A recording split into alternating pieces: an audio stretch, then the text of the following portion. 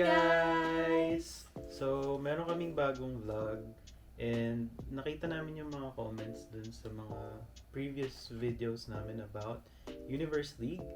And first of all, yun, ang dami nang sumali dun sa event. Yes! Good luck sa lahat ng mga sumali! So yun, sa mga hindi pa sumasali, meron kaming banner giveaway.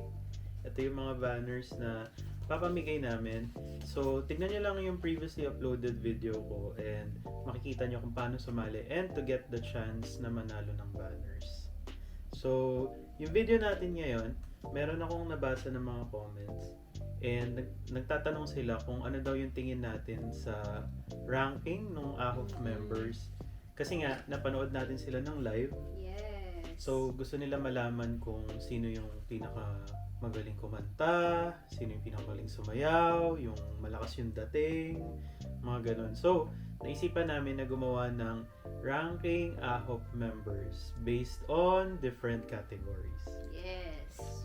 So, ang gagawin namin is, So, kunyari, di ba, meron tayong category. So, kung sino yung sa tingin namin na fit doon sa category na yon, itataas lang namin yung kanilang banner. And then, magsasabi din kami ng comments, ganun namin. Tapos, per category, kahit ilan yung i-nominate natin na members or member, depende sa opinion natin. And again, opinion lang po namin to. So, wag sanang magalit yung ibang mga fans or kumbaga yung mga may certain biases. So, based lang to sa opinion namin after watching them, seeing them perform live during the finale. So, sabihin lang namin, kasi yung iba, wala silang banner or isa lang yung banner. So, for Daisuke, yun nga, since wala na siyang banner nun, na naabutan namin. So, ang gagamitin na lang namin is banner ni Kenta. Kasi para sa Japanese. So, yan. Kenta as Daisuke yan. So, yan. No other meaning. Guys, baka malito kayo bakit si Kenta yung gamit nila. So, yeah, since wala kaming nakita or maybe wala kaming naabutan na banner ni Daisuke. So, si Kenta na lang. Okay, so, sinulat ko na yung mga categories sa phone and yan, simulan na natin ang ating ranking AHOF members. Again, disclaimer, opinion lang po. Okay, nothing too serious, nothing conclusive or whatever. Opinion lang po. Okay. Yes. So, ang number 1 category natin is Best Vocal. Ay. Or vocals kung more than one. Okay. Sige. So, gusto mo bang mauna? Yes, dapat sabay tayo. Sabay tayo. Saka tayo Okay. Wala, hindi ko pala dala yung isa. Sige, borrow ko na lang sa'yo. Okay. Sige, 1, 2, 3. Yan. Sorry guys, isa lang kasi yung Parkhan namin na banner kasi nagkaubusan na. Pero ito yung binote ko. Photocard ni May photocard Parkhan. kami.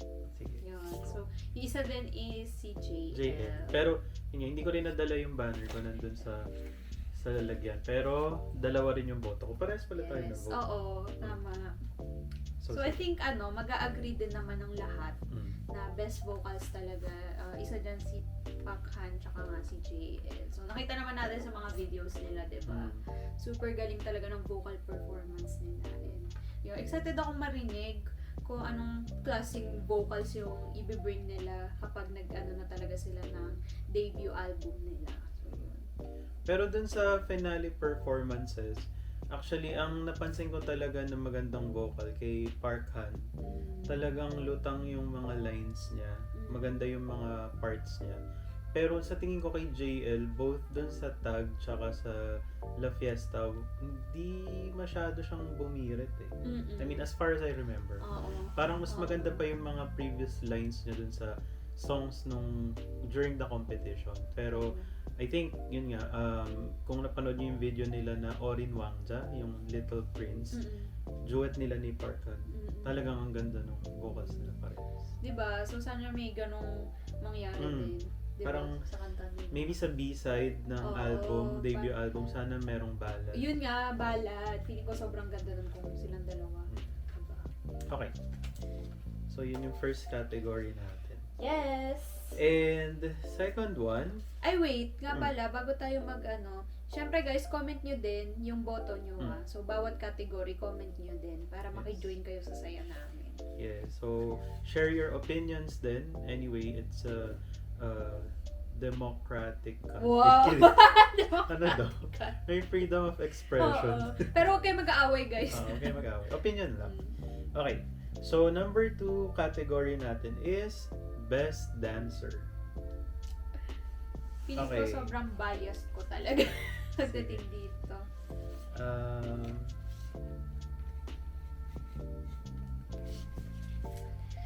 Okay.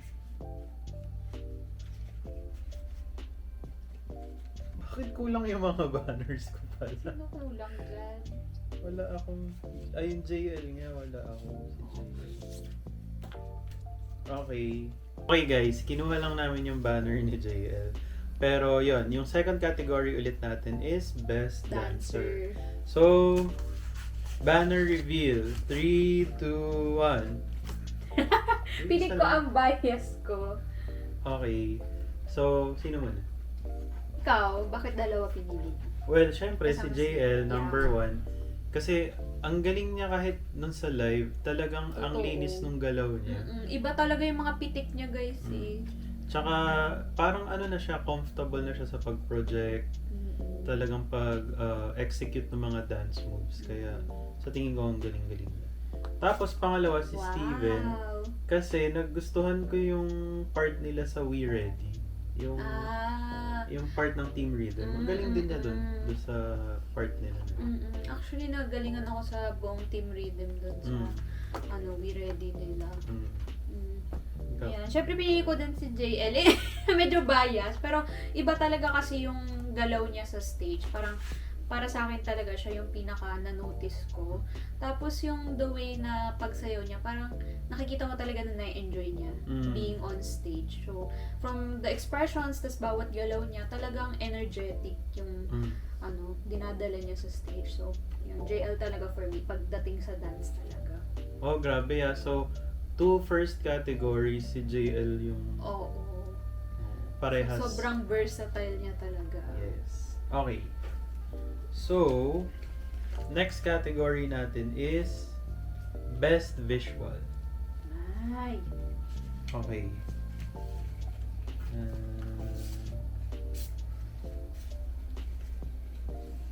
Okay, so ready ka na ba? Madami ako dito. Ilan? Tatlo. Tatlo, okay. Ayan. Okay, so Best Visual goes to 3, 2, 1. Ay, we same din tayo.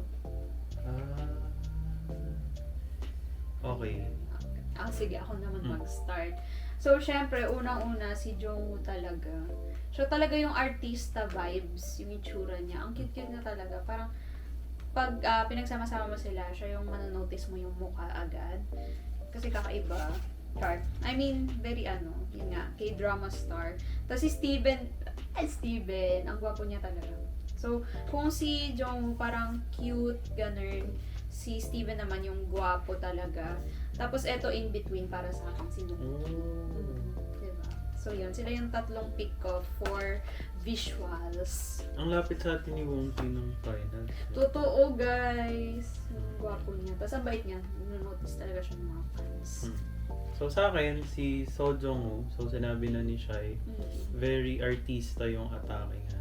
Parang bagay siya maging actor, K-drama actor. Oo. Tapos yung isa si Juwon. Kasi iba rin yung visual niya eh. Parang pag sa stage. Oo, parang ano siya, yung parang cold. Kasi di ba yung expression niya, parang maangas yung dating. Parang mysterious. Mysterious na snobbish. Pero iba rin yung atake niya. Tapos, ang dami rin yung fans. Doon sa live audience. Silang dalawa. Okay. So guys, comment din kayo sino yung sa tingin yung best visual, best vocal, and best dancer. Yes. Sa ako. Okay, number 4 is best rapper. Ito, medyo mahirap kasi ang nakita nating performances nila is yung Final 6 performances tsaka yung We Ready. Then for me, nanonood din naman ako ng Universe League performances na iba. Pero siguro i-base natin doon sa finals. Yung... Okay. So...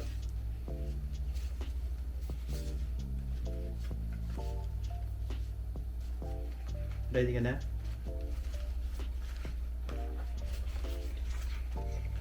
Parang nahihirapan. Teka, hindi ko matandaan kung sino yung Okay. Ready? So, diba? Okay, tama naman yung hinala ko. Hinala. Okay. 1, 2, 3. Isa lang. Ako 3. Wow, 3. Okay. So, una, si Steven. Again, dun sa We Ready. Oh, yung Maganda sa We rin yung Ready. rap niya eh. Talagang, parang killing part na rin yung ano niya, Totoo. part niya. Tapos, ito si Wow. Juwon. Dun sa previous performances nila ng Universe League pa, may mga ano siya, rap parts siya. Magaling. Magaling din. Wow, ang dami pala rapper na yun sa ano. Tapos, hindi si Kenta.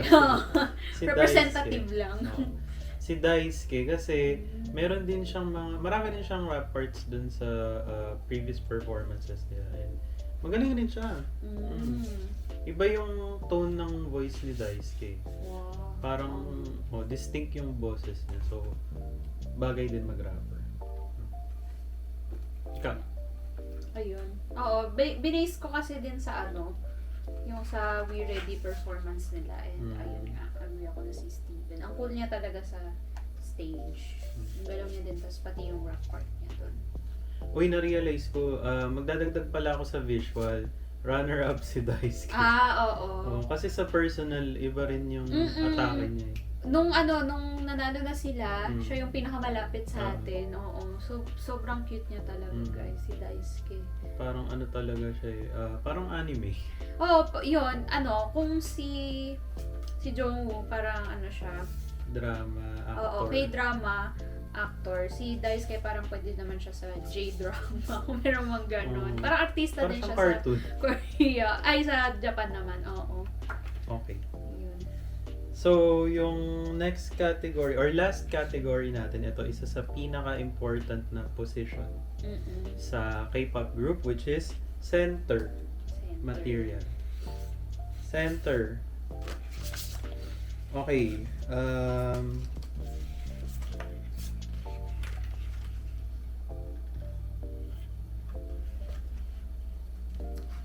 Medyo mahirap siya. Ang hirap. Mm. Parang lahat din actually may potential.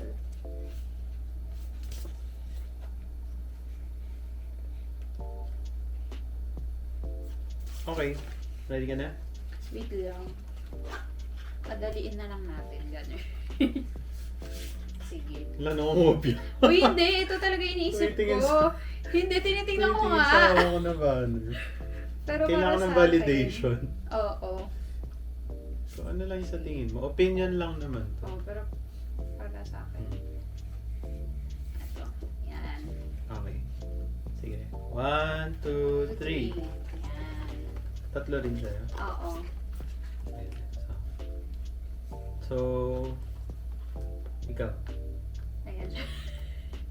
Guys, hindi kasi talaga, magaling talaga si JL. I think deserve niya talaga na mag number 1 spot. And ayun nga, pwede talaga siya sa center. I mean, kita naman na natin dun sa performance nila nung finale. Tapos yung previous din nila performances na ayun nga, kayang-kaya niya talaga maging center, guys. And deserve na maging center. Tapos, akala ko tigi-tigisan mo ng explain. Explain mo na yung Ayan, si Jang Shuaibo, ayan, feeling ko din, ganun. So, pwede din siya sa center. Kasi, actually, kung may idadagdag din ako doon sa visual, feeling ko siya din, si Jang Shuaibo. So, ayun, and ang galing niya din. So, and then, eto, pinili ko din si Juwon kasi galing niya din. So, yun. Okay, for me, actually may reason ako bakit tatlo. Kasi first, ito muna, si Park Han. Si Park Han kasi, bukod sa vocal, ang galing din niya sumayaw. Tsaka iba rin yung stage presence niya. Kita mo siya agad pag nasa stage. So tingin ko, pag focus on Korea activity. Si Park Han yung magandang isenta. Oo. Oh. Tapos, yung second, si Zhang Shuaibo for Chinese marketing or Chinese activities. Kasi syempre, yung fan base niya is mainly China. Tsaka yun nga, yung visual din niya parang bagay din siya sa Chinese mga, ano tawag doon? Parang mga voice-over flowers na Chinese. Ayun Meet Your nga. Garden Oo, pala, mga Chinese Taiwanese, dramas ganun na. din. Oo, ganun yung Totoo, atake niya. tama. Tapos, yung huli, si JL. Sa tingin ko si JL for global activity. Kasi nga very, yun nga, all-rounder na rin siya. Tapos, ang galing din niyang sumaya, kumanta. And, ang galing niya mag-project. So, tingin ko, siya yung bagay sa global center. Ayun. So, yun na yung ano namin, short vlog ranking AHOF members. And again guys, this is just for fun. Again, lahat naman sila is magaling kumanta, magaling sumayaw, maganda yung visual. So, let's just support AHOF in their upcoming debut. Hindi pa natin alam kung kailan. Pero, yun, while waiting, nood lang kayo ng content, isama nyo na yung mga videos namin. And sali na rin kayo sa ating banner giveaway. And ayun nga, make sure na mag-subscribe kayo kay Winsome kasi sa mga future events po ng AHOF or UNIS din, sure na nandun kami. So kung gusto nyo pong makita mga fan cams or vlogs, ganun, nandito yan kay Winsome. So subscribe na kayo. And don't forget to like and share this video. We'll see you next time. Bye! Annyeong!